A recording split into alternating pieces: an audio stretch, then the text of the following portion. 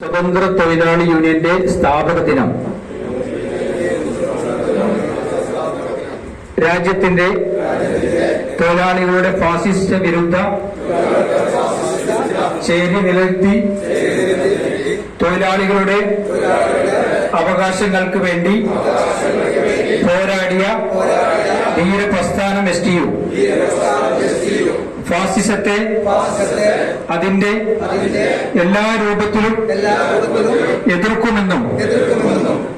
സമത്വത്തിനും നീതിക്കും എല്ലാ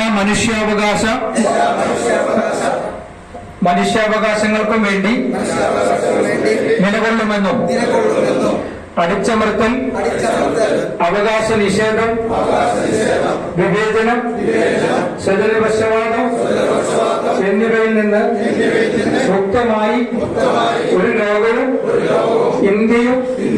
സൃഷ്ടിക്കുന്നതിനായി സജീവമായി പ്രവർത്തിക്കുമെന്നും